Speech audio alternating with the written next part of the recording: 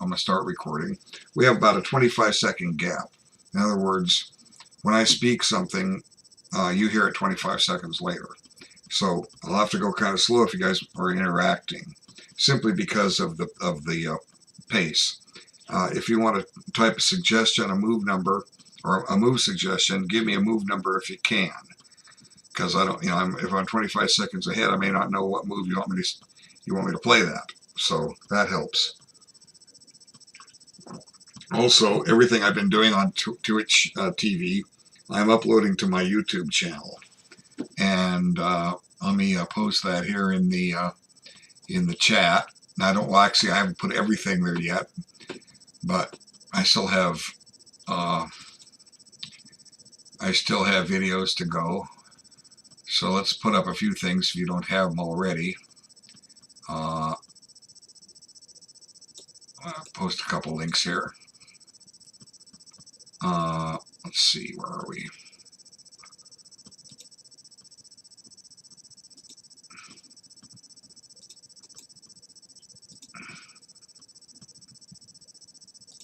Okay, there's two links. One is my video lesson group at chess.com. The other one is my YouTube channel.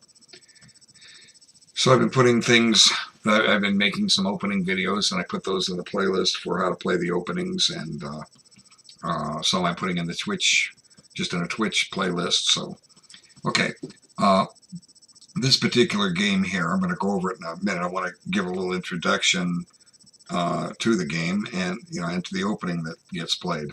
Okay, this was played I did this a couple of days ago, but the video cut off, so I have to redo it if I want to post this as a video. And I do want to post it as a video because I actually, 2 or 3 years ago, I don't remember when, I started a blog series on this, and I just got busy and I never finished. So I left everybody hanging as to what the outcome was, and I'd asked a question and never gave the answer. And I'm still not certain if I'll be able to do that blog, so I thought I'd make a video of it, and I'll go back to that blog and post the link to YouTube when eventually it's ready, and then everybody that posted in the blog, they'll get notification that there's a reply, and ideally they'll check it. They'll see the YouTube link, and they will watch it and see the rest of what was taking place. So Dave Mohan here, his rating is 1686, and I was hoping that his rating would go up, and it has gone over 2200. So here I'm going to beat somebody that's on his way, headed for hopefully a great chess career. Okay, so but I use a system that I started working on a few years ago. I call it the star system. It's just my own name for it. I'm sure it has another name. My handle's been all rats. So one thing about star is it's rats backward. Okay, another thing, every letter in the word stands for something, somebody I knew or know. S for two people named Stacy that I know. T, Trisha. A, Ann, that's my sister. And then R, my last name, initially. Okay, so we can name an opening after ourselves. So it's called the star system. You can play it as white or black. Okay, essentially, what I'll do is I'll play both sides symmetrically, or as symmetrically as I can. There's one little difference which you'll see. Okay, the first side, you can play. Actually, I'll just play it as white. I'll play something else as black. Okay, I'll make it simple. The first move of the star system is to play D3, and then you follow up with C3, and this gives black a lot of latitude. He gets a pawn center, and then you bring the queen here. Okay, now I'm going to start developing.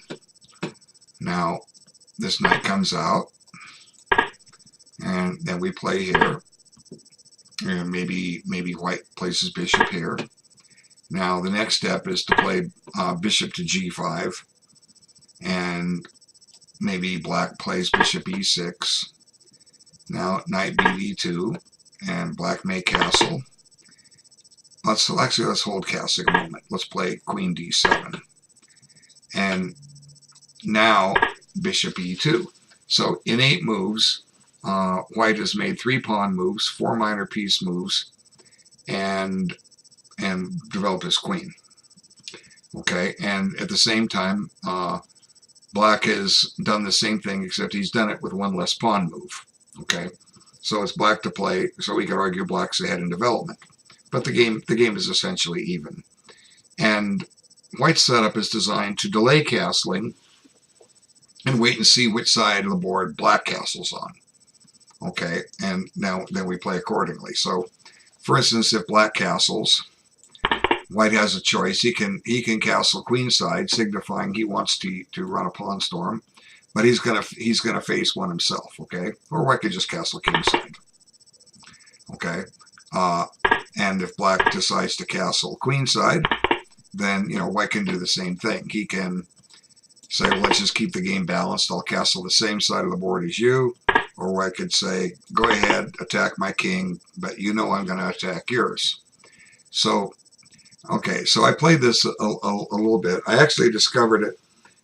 I've been playing something similar to this for years, pretty much on ICC.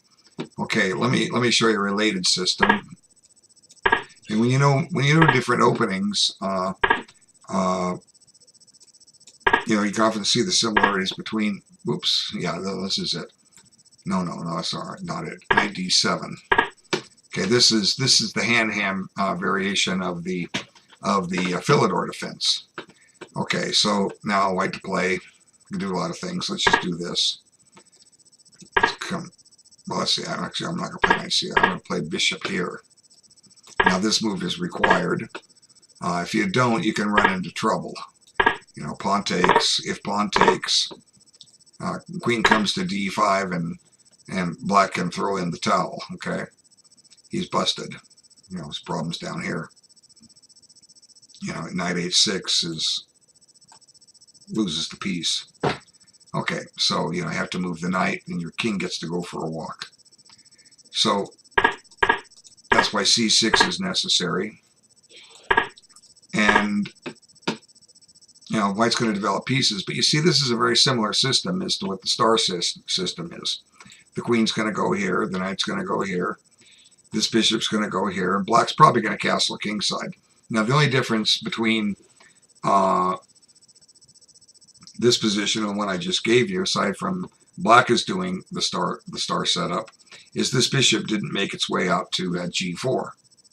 That's the only difference. So there's a lot of similarities. So I was looking for ways to try to play this system as white. And like for instance, e4 against c5, knight here. Now maybe they play this. And I would go forward with something like a d3. And after knight f6, I would play c3. And we don't know what black's going to do. He might fiend cut. He can do all kinds of things. And bring the queen out to c2, and maybe this comes here, and maybe I'll go ahead and do this, and this comes here. And see, I was looking for ways to make this setup by playing e4 first. Now, the fun thing about this, see here we have the exact star system that I set up in the initial position. But I had black play a little differently. Remember, black had a pawn center. So, I was experimenting for ways to get this it's similar to the hand-ham of the Philidors reversed, but now I've got the bishop out. So I've been looking for ways to do this. And, as I'm experimenting with chess, I come to realize that you can play this star system, star defense, against anything white throws at you. It's just easy. Like say white's a Stonewall player. He's going for the Dutch type formation, Dutch reversed. Okay, now I can still throw e4 in, but not just yet. And this is just giving an example. None of these moves are forced.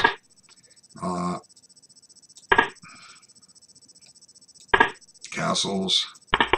Then here comes e4, and I'm well covered. And after say knight here, lo and behold, here's the exact same position that we've been looking at with colors reversed. Okay, so it's a versatile system, and it's an easy to learn system, and it's one that you can, as I just noted, pretty much play against anything white sends your way. Now, there's some dangers with this system. Let me try to explain those. Okay, the more you rely on this system, the less likely you are to learn proper openings. This is not a proper opening. Now, what do I mean by that? Well, if it was such a great opening, why aren't the Grandmasters playing it? If it's such a great opening, why aren't the Masters playing it? Well, the answer to that is they're studying theory and can derive a better use of the first move, particularly with white, than they can with here. And I can tell you from experience, this is a very difficult system to get an advantage from. You know, I did some experiments with it. In 2015, I played in the U.S. Open, and it was in Phoenix, Arizona. And I had 5 whites in nine rounds, and I didn't do well with it. I scored 1 win, 2 losses, and 2 draws. You know, I lost my last 2 with it, but you know, but it's about even. And then early in 2017, I'm not a good blitz player. I'm not at all. I started playing it for the experiment with in the 5-minute pool on ICC, playing against players around 1800 to 2000, and my ratings were usually around 1900. And I probably scored 20 to 25% with it. I got out of the opening okay, but it's very difficult to do anything with this system. You know, you just don't really have a lot of practical chances. And then, you know, not being a blitz player, I would start making blunders, and my game would drift. So, you know, I haven't had a great deal of experience. I used it in a number of simuls on chess.com. If you look at my game history in the live chess, I do believe I used the star defense a number of times with black. Well, I know I did. It's not I do believe. I know I did. So, you know, I don't have a great deal of experience with it. But, you know, for a new player who is, you know, who wants to get out of move, you know, get up to move 10 with a playable game, and while they're busy learning, you know, better openings, then, you know, this is a simple, easy system to play. Now, I'm doing my part with better openings by giving introductions to various openings, and they're on my playlist. I've primarily been focusing on E4, E5 variations, but I'll cover more in time. But anyway, you know, this star has a number of ideas behind it, and I once saw a video. It was called like a universal defense to 1d4, where somebody played, you know, pretty much these same moves that I'm playing with black, and played it against 1d4, and they gave some examples. Well, you know, then I discovered, well, it's a universal defense against everything. Now, there's a couple of variations where you have to, you know, you have to kind of walk a little bit of a tightrope. Let me show you. Okay, E4, C6, D4, D6. What if I decide to play F4? And then C4. So, you know, this is kind of a tightrope. Black pretty much needs to play E5 as soon as he can. And you know, the point is, you know, White's going to have an isolated pawn to deal with if he trades down. But White might also take here once and then push by. Now, this shouldn't pose Black a problem. But, you know, this bishop can seize a very nice diagonal right off the bat. This knight has a good square. You know, we change things up. We don't necessarily put the bishop on e7. But, you know, it definitely has its challenges. Now, let me just review something with the star defense. You know, again, it's the same system. You know, you might see something like this. I want to show you one other idea. Okay, let's play here. This comes out here. Now we're going to do e5. Say White plays bishop e3. Knight here, castles. Bishop e7. Okay, so now Black is ready to castle kingside, which is probably the best way to do. Now let's suppose White plays queen d, d2. Okay, so here we have, once again, we have the same setup, but there are some interesting strategies here for black. One of the keys that black would like to do is transfer this bishop to this square. Okay, now the reason you want the bishop on that square is because you're putting pressure on e4. You're making white have to defend it. So, for instance, in this position, h3 is actually helps black a lot because we eagerly come back here. And again, the idea is to place it here and put pressure here. Okay. Now, I play as white, and I have a bunch of examples. These are related. Let's cover this. I have a system in the King's Indian attack. Now, we play a very similar setup. We don't know what white's going to do, but let's just make some moves here. I mean, we don't know what black's going to do. Okay, now d6 comes in. c3, say this goes here. Queen c2, the castles. e4, maybe this comes here. Now, I was experimenting with this position. I've come up with two different moves. One is to play knight here. Now, what happens here is white falls behind in development because this bishop is not in, and until we can get it developed, this rook stays behind. But I was, and often my system was at some point to play b3, bishop b2, swing the rook over to the d file, and then drop the bishop back to c1 and use it later. Well, this just kind of put behind in the development. So another idea I came up with was to play bishop g5. Just get it out of the way so it's not stuck in here. Now we let this sit. The moment black plays h6, we take.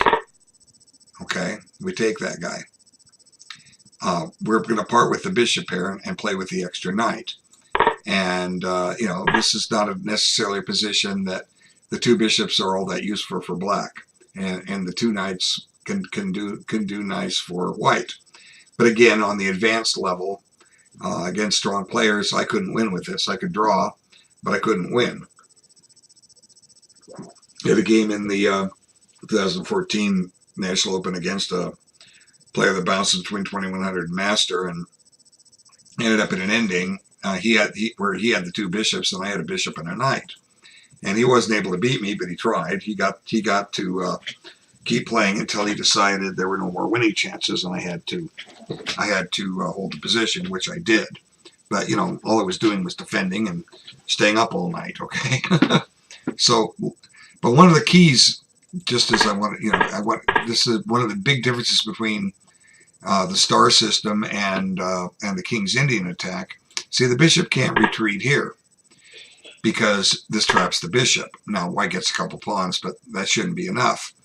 But because in the star system, this bishop is developing over to this square, this pawn is back here. And now we have access to this g3 square and counterplay on e5. So that makes a big difference. So in a nutshell, this is star opening theory. And, you can play it against as white. You can play it as black against anything. And it's been kind of amusing over the years that I've been showing this. All of a sudden, I get a new student, private lessons, and we start going over his games. And what do I find out? He did. He played the star system as white and black, and he was looking for more help with it and more help with his game in general. Okay, so that's my introduction. Let's switch over to this game at hand. Okay, and I'll go to the point of where I left off on my blog, and I'll identify when we get there. Okay, so a little bit of restraint here, but I could do it now if I wanted. I didn't. I played here. Now I can't do it, but I can put the bishop there. And he went e4, and now knight here. And here I'll happily retreat back to h5. Okay. Now here he goes bishop here. He might have put it on h2, but for whatever reason he chose this square. And now e5. And now I'm going to play bishop e7. So the first 9 moves have been free. This is the star system. The only difference was I had to stop and play here. But it's more specifically, it's the star defense. If you play it as white, it's the star attack. If you play it as black, it's the star defense. But overall, it's the star system. That's my name. So I'm going to call it. Nobody, nobody can sue me if they named it first. Okay, I've been calling it the star system for several years now. Okay. So he castles, and now I'm going to castle kingside. So first 10 moves have been free. Now it's time to start thinking. So he centralizes a rook. He puts his rook on the same file as my queen. So I believe I followed suit and did the same thing. It's amusing. You never know when a file is going to open up. And I have a game I'm going to share after this where exactly that happens. You look at that C file and it's closed. You look at that D file and it's open, but it could open in a hurry. For instance, white could take, and I could take back with the pawn. Now, any place I move the knight would mean there's a discovered attack on his queen. Conversely, if he pushed D5 and if I took and he took back with his pawn, he's set to make a discovery with his knight. So we have to be on the lookout for that stuff. Okay, so white to play. He now chose to play E4. So the net result of this is he's now lost the tempo because he took 2 moves to get there. So in effect, he's handing me white. Okay, in effect. It's not that I can do anything with it, but if you stop and look carefully, I am ahead in development already. I've placed my queen into play. He hasn't. Okay. So had he moved his queen, he would have made 3 pawn moves, 4 pawn moves just as I, but one of his pawn moves came with the tempo. Well, 4 pawn moves, I played 3. Okay, so anyway, it's my turn. So I create a threat, I believe. I think I played queen b6. First I came back here. Because this is one of the themes of this opening. Let's attack his pawn and make him find a way to defend it. So he came here. Now I play queen b6, I'm fairly certain. And this creates a fork. I'm attacking b2. Although maybe in theory, if he protects his knight, he might be able to just chase my queen out and snatch this pawn. But I'm also attacking this pawn. So he finds a remedy. He takes here, and now he's on my knight, so I need to take back with the pawn. Now, remember what I was talking about, how close I am to a discovery?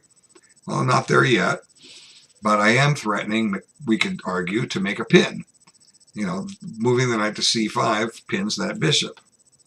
And I'm also attacking with my knight. So I think he got his queen off the file here and guarded his pawn on b2 at the same time. Okay, so it's now my turn. So I play queen c5, I think. And this keeps, some indirect pressure on this pawn. Now he's guarding it 2 ways, but this is an interesting move. So he decides he's going to reinforce c4. And this is the point where I completed the first part of my blog, and I asked a question.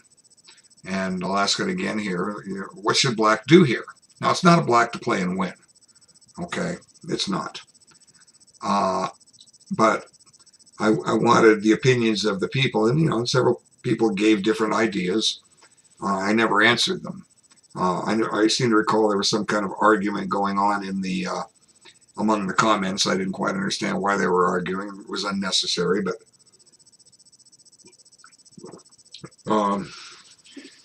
so what do you do here with black? See, it's interesting. I was, you wouldn't think so, but I was able to take the initiative from this move. With this move, I took the initiative. So I'll give you a clue. One method of gaining time in a game is to make attacks. Attack something. So I just made one a few moves ago when I played bishop to g6. So the clue is first clue is find white's undefended piece. He has 15 chess pieces on the board.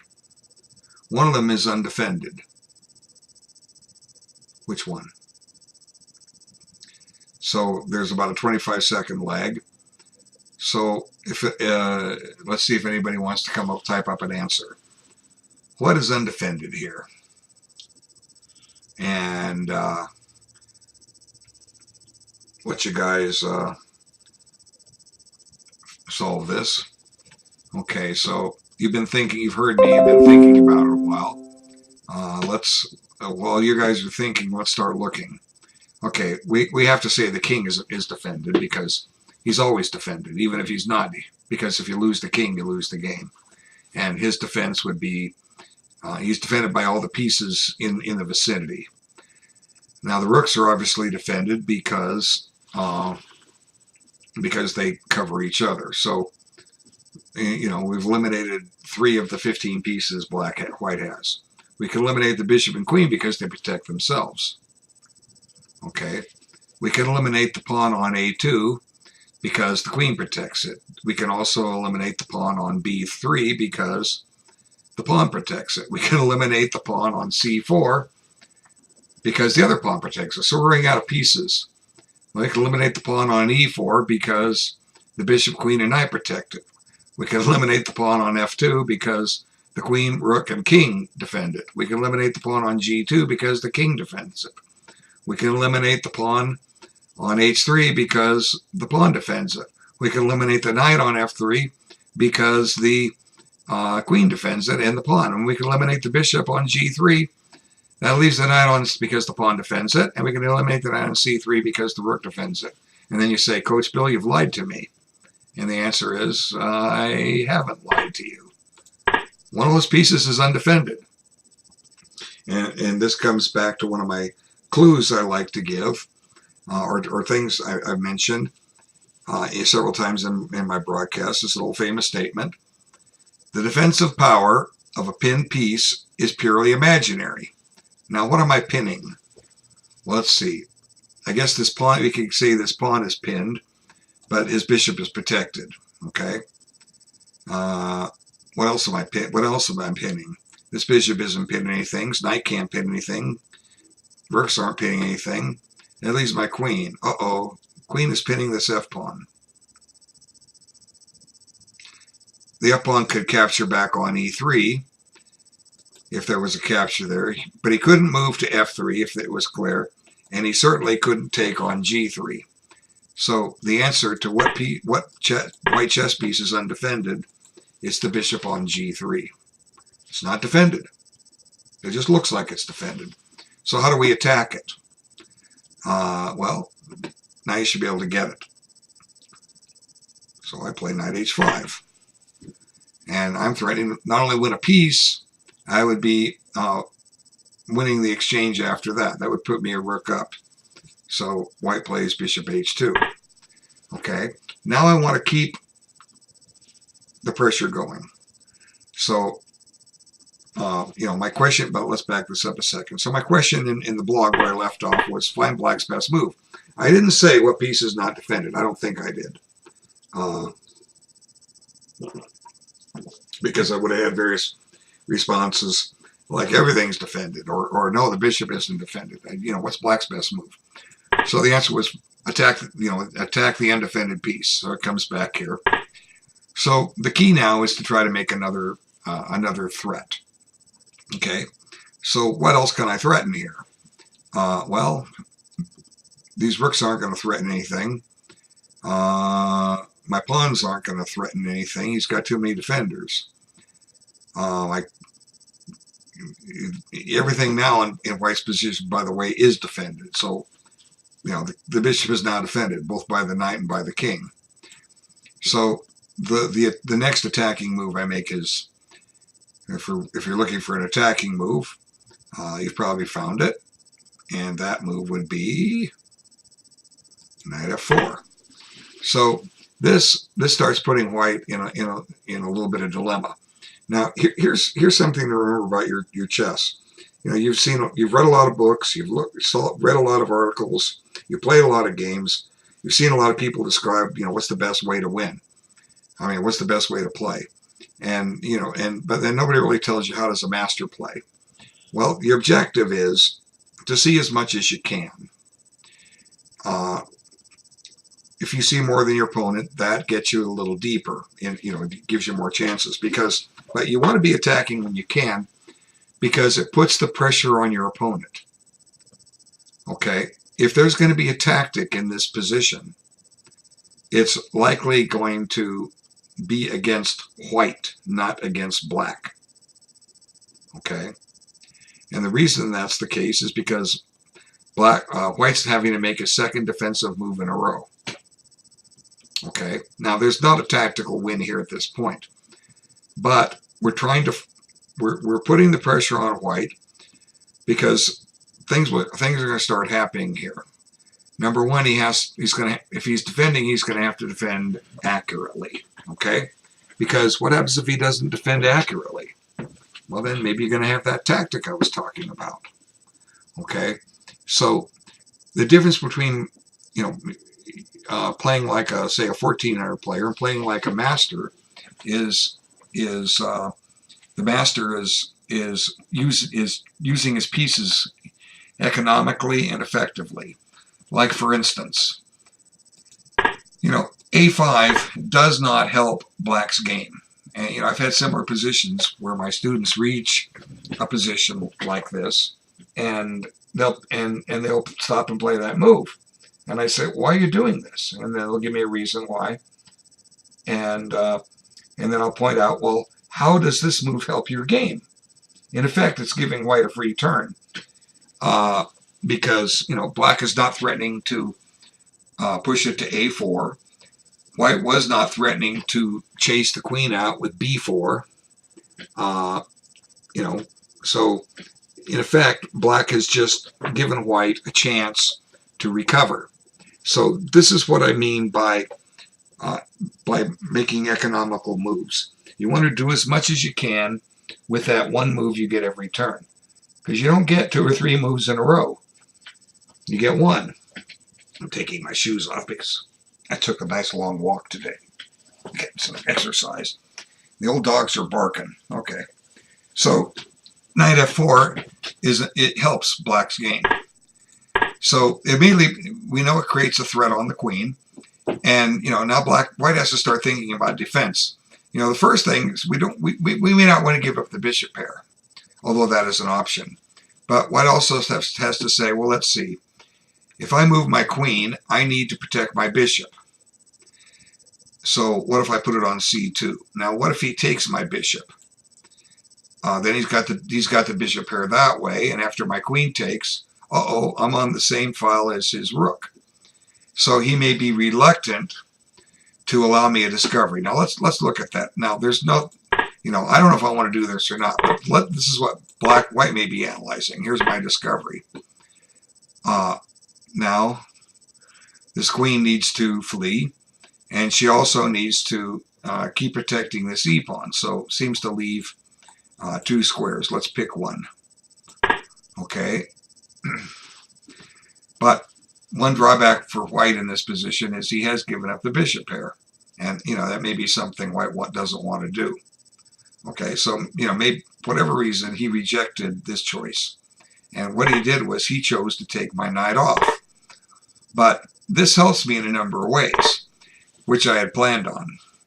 Now, sometimes, you know, I've had similar knight moves in the King's Indian formation, as with colors reversed, King's Indian attack with colors reversed, and sometimes this pawn becomes vulnerable. It's not becoming vulnerable here. Okay, and by doing this, I've also achieved a couple of other things. Number one, I have access to this square. I didn't have access to that square before. Okay, I have access to it now. Number two, I've also opened up this diagonal for my bishop. You know, this bishop suddenly has a lot more mobility than it did have. So for what it's worth, I've also got one other idea here. I now have access for my queen to switch over laterally to the king side. I don't know which one I want to do. Maybe I want to do all three. But for now, I've been able to increase the mobility of my pieces. So far too much, I was kind of trying to mention this earlier and I didn't. I think far too much emphasis is placed on you solving tactics. Okay, this in effect is a tactic too, but it's an innocent kind of tactic because you're not winning anything. Okay, but it's a tactic to increase the power of your pieces. And, you know, I don't know why chess teachers don't teach this way. I do. I think that's one of the things that sets me apart. That's one of the reasons I get a private lesson student. And here, 6.5 years later, I'm still working with some of the same people because they like, you know, they like my methods. You know, I have many students that have had way over 100 lessons with me. You know, I'm the top selling coach on chess.com. I have been for 5.5 years. I know my stuff. You know, I can't perform at the level I can teach, but oh well, that's just the way it is. Okay, so I got some stupid pop-up. Okay, these pop-ups. I hate this. All right. So what does white do here? White decides to transfer a rook to the D file. Now maybe black's feeling a little cramped. White's feeling a little cramped here, and he's trying to maintain a balance. And you know, maybe he figures that if we trade down to an ending, he might be okay. You know, I would have the two bishops, but I would have a double pawn. So I believe I take immediate action and bring my knight up here, and here white commits a pretty bad blunder, positionally speaking. Again, but it makes sense that he did it in a way. Okay, you've given up one bishop. How many people want to give up both? Well, you'd be surprised, but a lot of people are reluctant to just hand black two bishops. Okay, you know, I'm playing white. Why does black have two bishops? Why does he have the bishop here? Yuck. So my opponent stopped and retreated this bishop to safety, and at the same time starts offering exchanges. But this gives white a positional nightmare. I'm now able to put the white position in a vice and start tightening it up. So black has a very strong move here. So we have about a 25-second gap. Let's see if anyone can find it and post on the page what black's 20th move is after. Let me get rid of the arrows. After bishop b1, black to play. It's not black to play and win. No, it's black to play and use his pieces. And that's what I've been doing ever since I attacked his undefended bishop on g3. So, you know, while you're thinking, you know, tactics can be misleading. They are there to train you, but how often are you given a tactic and you get two clues? Number one, white to play and win, and number two, they give you the theme, like maybe a fork, or removing the defender, or a pin. You know, there's nobody telling you when you're playing a game, hey, it's your move, you have a win. Black to play and win, okay? There's nobody telling you that. You have to figure that on yourself. And not only that, they're not telling you what the topic is. Now, chess.com's tactics trainer, it doesn't tell you what the theme is. So that's good. That's a good thing about it. But you should have found the move by now. We're just going to make a strong positional move. And here it is, bishop h5. This pins his knight. Okay, pins are great things. They really are. Just amazing what a pin can do. So this puts white a little bit on the defensive. At any moment, I could capture on f3, and with either my bishop or my knight, and he would have to accept double pawns. That gives him a weakness, two weaknesses. He'd have a double pawns on the f file and an isolated pawn on h3. So you know, he's going to try to, he understands that. He's going to try to get away with the least amount of damage as he can. Now, as I mentioned a little bit earlier, I don't mind a rook trade. As a matter of fact, using the similar system which I showed you, the King's Indian attack, I found that trading rooks was fine. It let me get to an end game where my pieces would really dominate, and right now my pieces are dominating. I mean, these two here are tying this one knight down to f3. His bishop over on b1 is buried behind a bunch of pawns, so I don't need the rooks. So he traded, and that's what I take back with the rook. And now he swung his rook over, and again, I don't mind the trades. Check. So, you know, it's actually made my task easier. Okay, so now we got to put the pressure on. How do we, you know, like I said, I got him in a vice. What do we do? Well, you know, nothing wrong with either knight takes or bishop takes. Nothing in the world wrong with it. I mean, this gives black a, you know, very nice game. And if you did that, I wouldn't fault you for it. But actually, I would. And you say, how can you fault me for messing up his position? Well, I gave you the answer already a couple minutes back. I said, pins are good things. Is there any rule that says I have to give up my pin? And the answer is no. Let's just improve my position. And now it gets humorous as to what happened next. So I just played bishop f6. As I mentioned earlier, it was one of the ideas behind the recapture on f4 was clearing the pawn out of the way, open up that diagonal. Now, what's humorous now is over the next several moves, I'm not going to capture on f3. I'm going to keep improving my position step by step, bit by bit. Like I said, I've got him in a vice. You know, I'm like a python that's wrapped around its prey, and he's squeezing, he's trying to struggle here, and he's trying to struggle there. And he can't get anywhere. And eventually, he runs out of strength and tires, and then I suffocate him. So, you know what a yo-yo is, right? Or a ping pong ball. This bishop is going to be bouncing around back and forth because that's all he can do. So here it comes, and now he's begging me, please take my bad piece. Now I'll take the two knights. Well, I don't want that. So I look for ways to improve my position.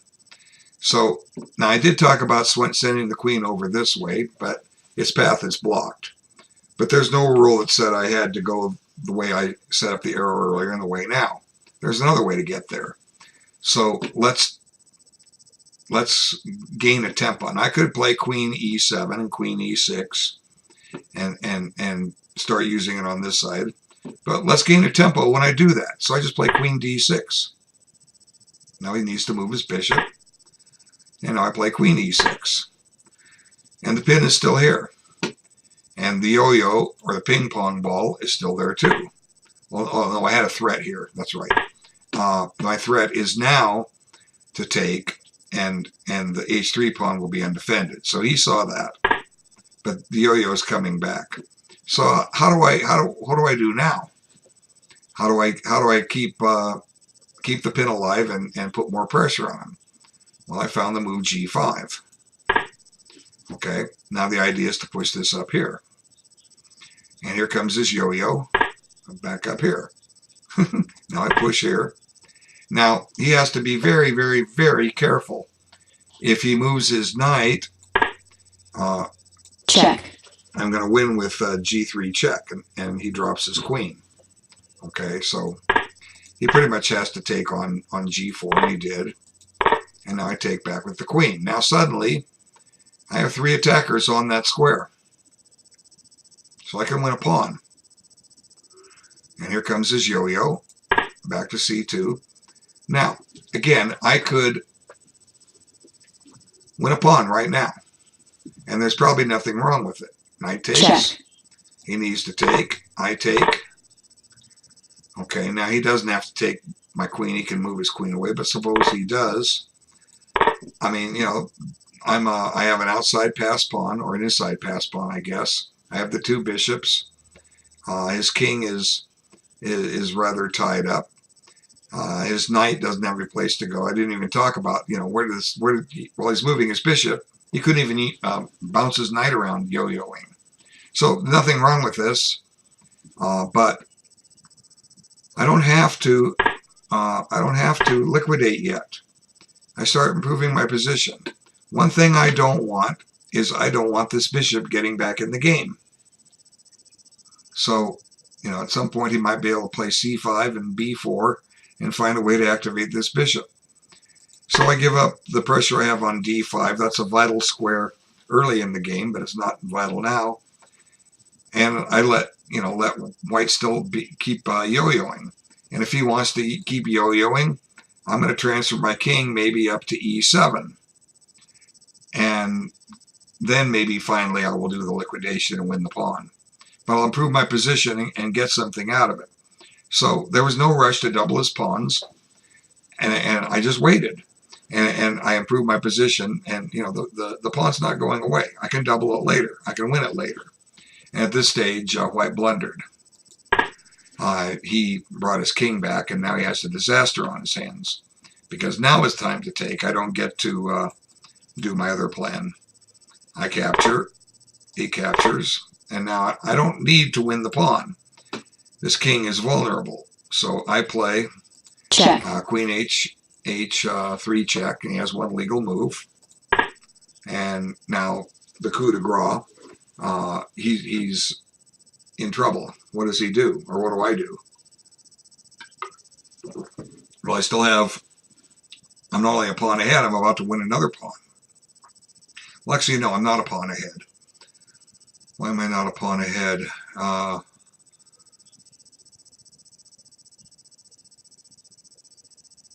am I not a pawn ahead?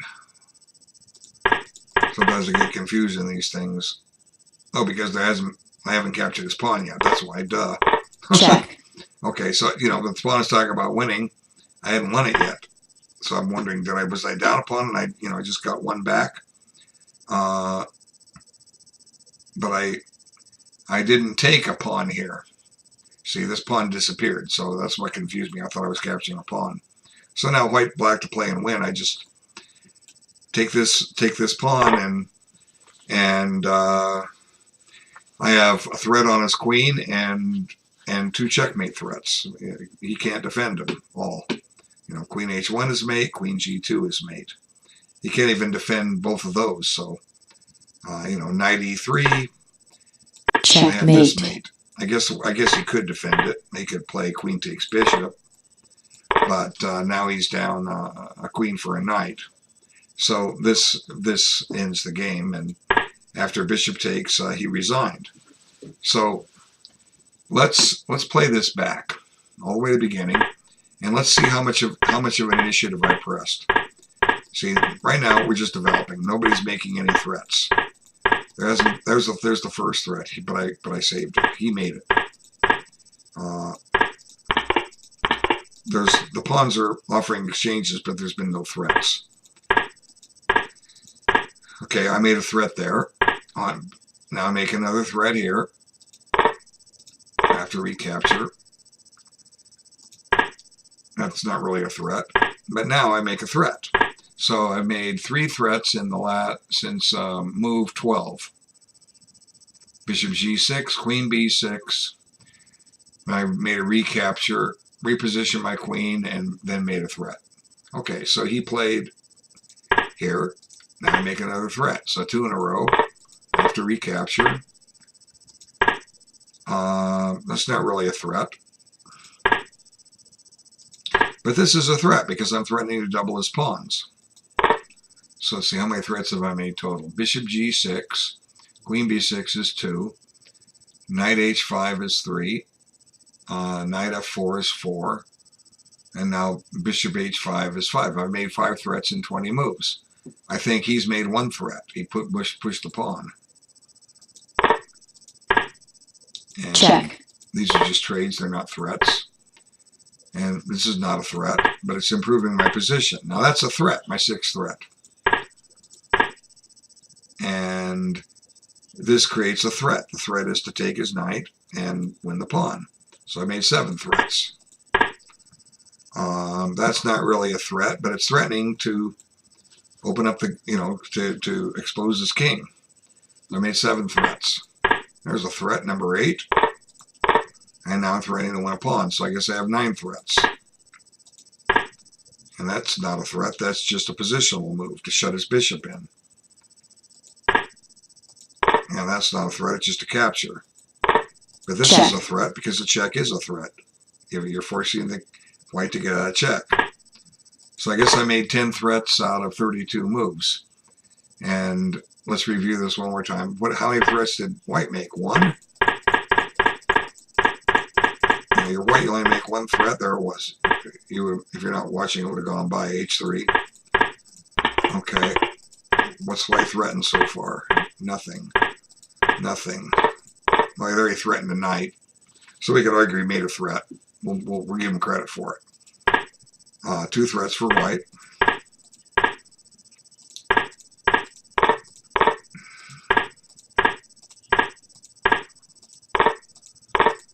Check. No threats yet from white.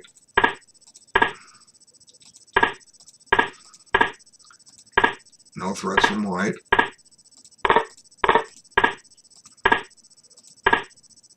So he made 2 threats the entire game. Check. And one was to kick my bishop, and the other one was when he traded pawns. And I gave him credit for that. It's being a threat.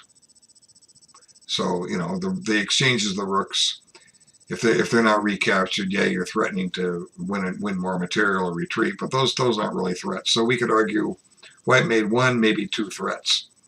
And what did I make? 12? I could be wrong. Maybe I made 11. We'll just say I made 9. 9 out of 30. 9 out of 32. That's still better than 25% of my moves were threats. And if I did make 12 threats out of 32, my first threat wasn't until move 12. So I made 12 threats out of the last 20 moves, and then some of those moves were just improving my position. Bishop f6, queen d6, queen e6, g5, g4, c5. 6 of my threats were, those 20 moves were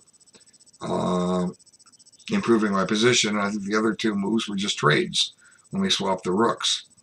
So it doesn't take a rocket scientist to see what I did here. What I did here was there were ways to improve the position of my pieces, and that's what I played for. And then the tactics came. The tactic came when he retreated his king.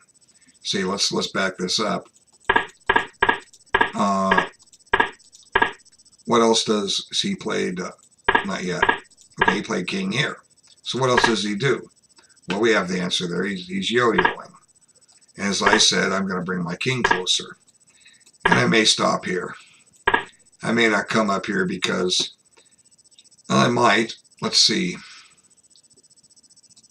He can't go to d3. If he goes here, let's see. No, I'm trying to get a knight fork here, but my bishop can't take. Okay, so I'll take this to check. And let's just go win this pawn. But does he get anywhere down here? Maybe he does. So maybe I have to do this a little earlier. See, stuff is loose. Okay. So I don't bring my king to e7. So bishop here. Now I do this. Check. And if he trades, like I say, I'll trade. I will go into this ending, but now I've improved the position of my king. This king is ready to walk and infest his position. Okay, what's white do here? We don't know. It's going to be hard to activate this bishop. Very hard. The knight can't even move. He's tied up. See, look at that poor knight. His king can come over to help the knight, but then maybe this pawn becomes dangerous. And this bishop doesn't. 1, 2. Well, I'm on this guy. I'm on the knight on c2 or d1. So I said c2. I'm dyslexic. I get ahead of myself. He has to play bishop c2 to guard his knight. Now let's get the king in. So what's he going to do? We don't know. His king can't come forward. It's shut off. So let's try the king this way. And here comes my king. And if I want, I could just take this off. And, once again, he cannot move his knight. So, like, for instance, say he goes here. I'm going to check him, and it doesn't matter where he goes. I'm parking this bishop here. Now, why am I parking that bishop there? Because no matter where his knight moves, I'm going to take it. It doesn't matter where he puts it. I'm going to take it. And then he can't hold the endgame. King and pawn ending, he's going to lose. So here, Miller went up to move 40, another 8 moves longer. So what did I have black doing here, or white doing here to defend this position? I just had him yo-yo. That's all. Now, he could take with the pawn, but his king is in a little bit of hot water here. Okay, now let's see. Is he threatening to push this? Do I need to worry about this move?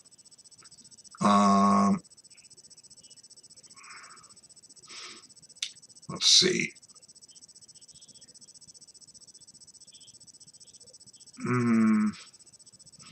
Well, I could play this and answer this with just this check. And now I've taken away this entry square for him.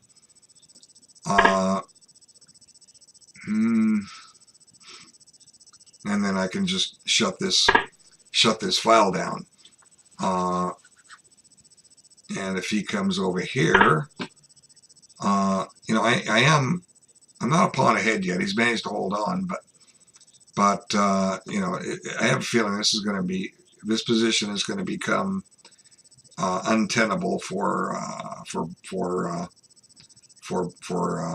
black. I mean for white. Okay, let's take this, and I'm trying to bring the queen into d4. So like if queen d3, I can play this. So he shouldn't play queen d3. He should play this to stop this. But unfortunately, that drops this. So he can't trade queens. My king comes into the position. This is just essentially over. He's got to work out a defense on that guy. Let's see. I'll go here. Now his king is free, but here comes this pawn, and his bishop is going to try to stop it. Does it get there? Well, just by the skin of its teeth. But I'm going to tie that bishop up. Watch this. Okay. His king could go here, and I can't penetrate because he's holding e3. This is kind of fun. So white's going to zig, but white's running out of moves. He can't. The only place he can put his bishop is here. So but he can zigzag his king here. Well, watch this. I'm going to come back. And now I'm going to tie this bishop down. Okay, now can I make progress here? I think I can. Okay. And, and that frees his bishop, but his king can't yield. This just looks like so much fun for black. I love positions like this. Let's get those pawns to advance, okay?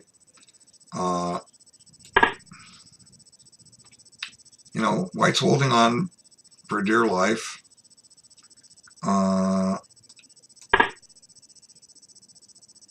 Let's see, I could get my bishop trapped here if I'm not careful. But I might be able to get away with this. Let's burn a move. Okay, now I'll spend a tempo and take it, but now my king comes in. So let's see, 1, 2, 3, 4, 5, 6, 7, 8, 9, 10. I'm trying to determine if black can sacrifice this piece. He's 10 moves from the queen. I'm going to play here, take this, that's 2, put the king here, trap his bishop, take the bishop on this square. So 1, 2, 3, 4, 5. I'm queening in 6 moves. Let's verify that.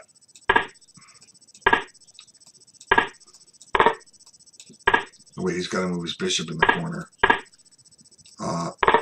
But I'm taking it next turn. Here comes his king.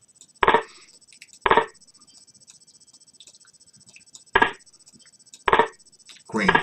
And as I said, I took 6 moves. He's queening in 1, 2, 3, 4, 5. So I was spot on. You know, I was queening in 4 moves. He's queening in 10 moves. I'm queening in 6 moves. You know, this is a simple win for black. Just eat his pawns. Hello. And now, you know, if I have to, I can just sack the queen for the pawn on a6, and that's all she wrote.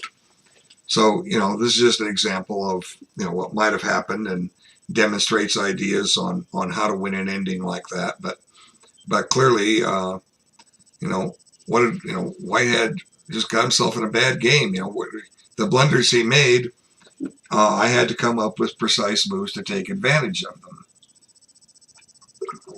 Okay, so I'm gonna stop this video, and hopefully it stops and I didn't lose the whole